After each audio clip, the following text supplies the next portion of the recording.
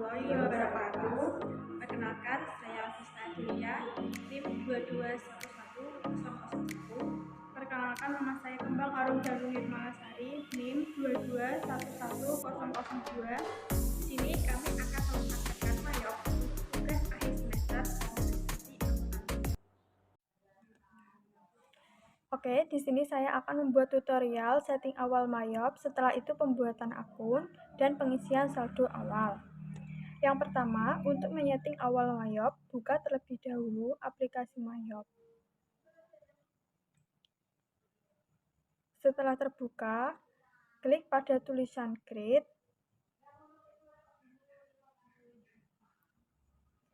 Setelah itu, next ke company information.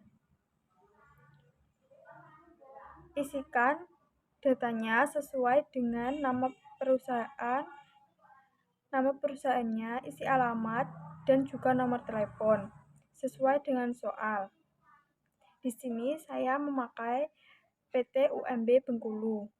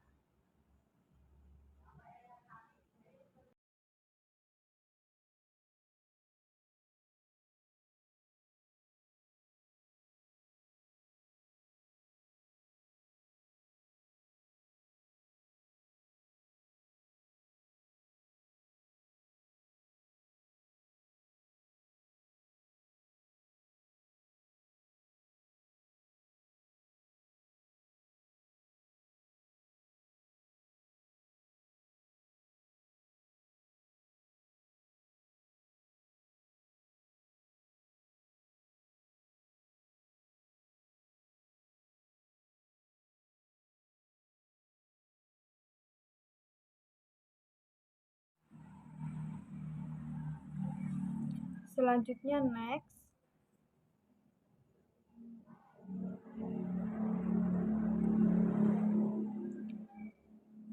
Ke accounting informasi. Untuk current financial year diisi sesuai dengan soal, yaitu 2016. Dan untuk let's diisi dengan bulan Desember. Dan untuk convention month diisi dengan Januari. Dan untuk number of accounting period diisi dengan 13. Selanjutnya next. Pastikan tanggal, bulan, dan tahun sudah benar dan tidak kebalik. Selanjutnya next ke akun list. Kita memilih yang tengah. Selanjutnya next. Klik tulisan pada tulisan change. Lalu save.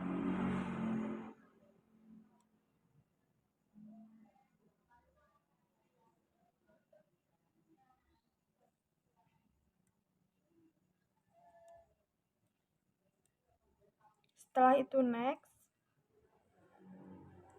Klik pada menu Command Center. Berikut adalah setting awal mayop. Setting awal pada mayop. Selanjutnya, saya akan membuat tutorial pembuatan akun.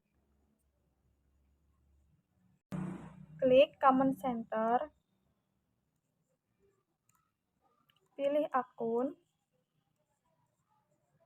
Lalu pilih akun list. Lalu, jika membuat akun baru, masukkan akun pada menu di bawah tadi. Dan pastikan akunnya termasuk header atau detail akun. Di sini saya akan memberikan contoh tentang header akun. Klik header akun type diisi dengan aset sesuai dengan soal, akun number dan akun name sesuai dengan soal.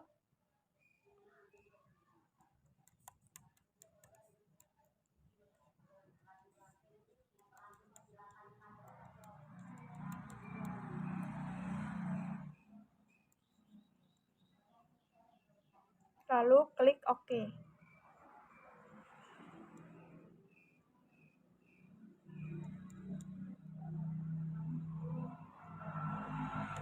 dan akun sudah muncul.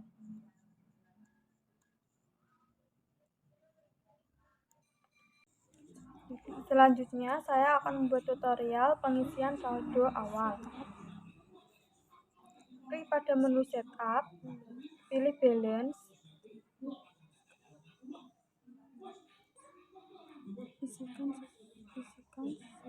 lalu masukkan angka sesuai dengan soal. Di sini saya akan mencontohkan cash in hand, yaitu sesuai dengan soal, yaitu 20 juta. Dan cash in BPD 40 juta.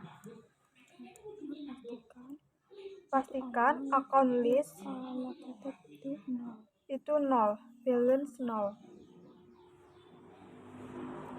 Selanjutnya, klik OK.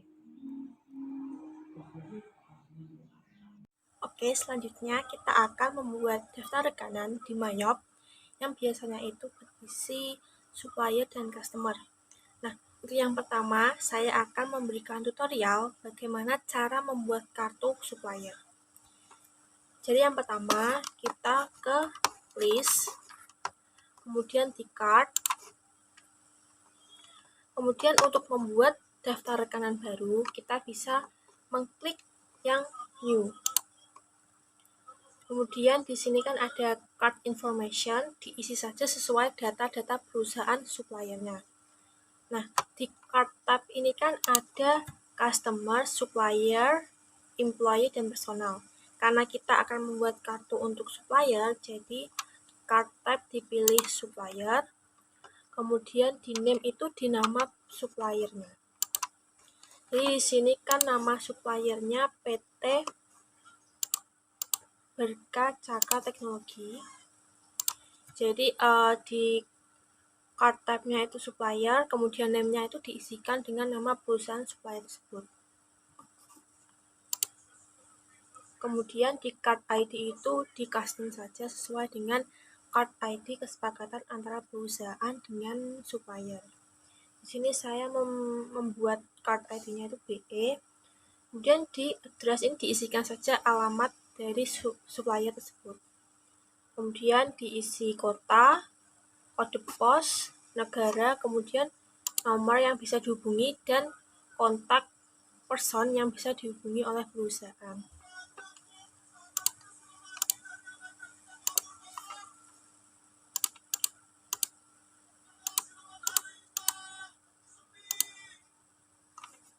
Nah, setelah sudah kontak person, yaitu Ibu Siti Zahro, ini nama kontak person yang bisa dihubungi oleh perusahaan.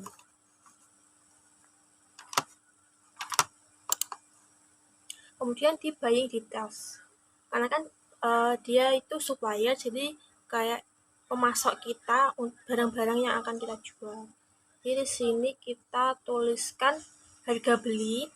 Jadi kita membeli barang di supplier tersebut itu seharga sesuai kesepakatan, ditulis di cost per hour.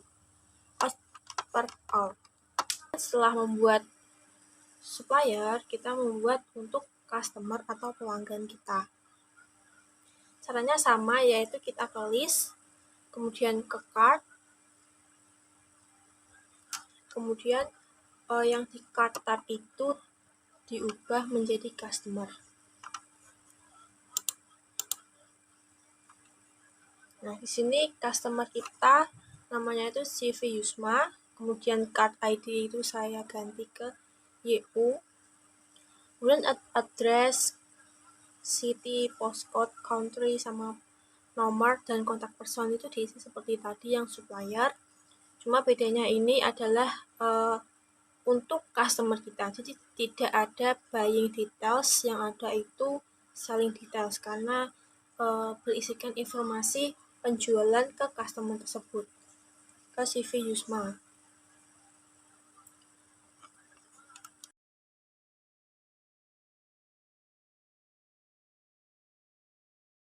Kemudian setelah membuat daftar rekanan customer dan supplier, kita membuat saldo awal barang dagang. Jadi kita membuat barang-barang apa saja sih yang akan kita jual. Nah, kita bisa ke inventory, kemudian di item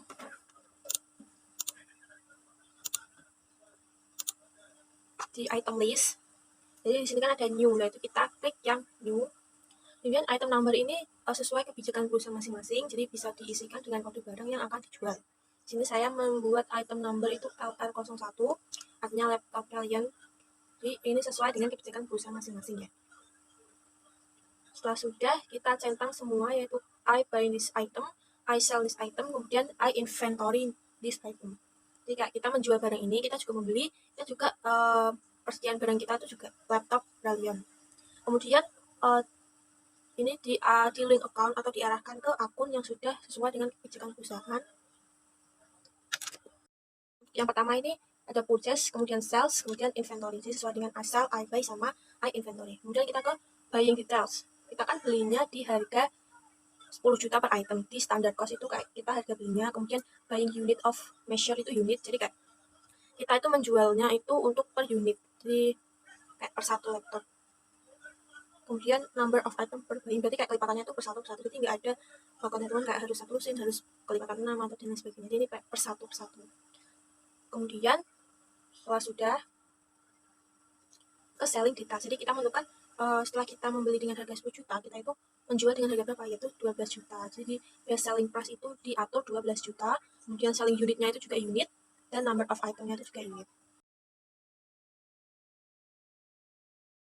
Nah, setelah kita membuat daftar rekanan, kita selanjutnya adalah membuat saldo awal barang dagang. Jadi kan tadi kita hanya mendaftarkan barang dagang yang akan dijual belikan. Jadi untuk selanjutnya adalah membuat saldo awal barang dagang. Jadi persediaan barang dagang awal di perusahaan itu ada berapa dan total harga belinya itu berapa. Di sini kita tulis di inventory journal number itu sesuai kebijakan perusahaan masing-masing. Kemudian tanggalnya ini bisa dibuat tanggal pembelian awal barang. Kemudian di memo itu bisa ditulis saldo awal barang dagang. Di item number itu kan tadi sudah LR01, kemudian kuantitinya itu 10, karena sesuai dengan di data bahwa perusahaan ini membeli 10 laptop Brilliant dari PT Berta. Kemudian per unit cost-nya kan 10 juta, jadi total uang yang dikeluarkan untuk membeli saldo awal barang dagang itu 100 juta rupiah. Kemudian setelah selesai, pokoknya digunakan itu bisa 1/1300. Itu sesuai dengan kebijakan perusahaan ya. Kemudian di record, bisa di Ctrl plus R untuk mengecek jurnal sebelum kita merekam transaksi. Kemudian kita sudah memasuki untuk input transaksi.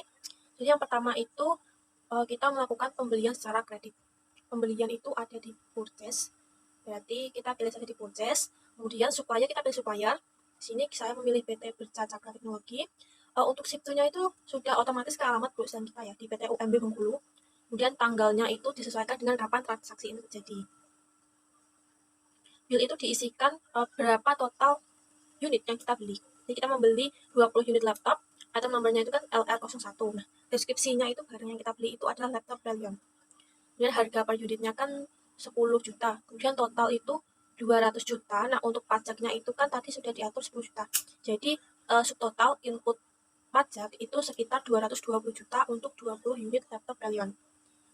Nah, karena ini kredit, jadi paid to day-nya itu diisi kosong. Jadi balance due-nya itu tetap 220 juta karena kita membeli secara kredit.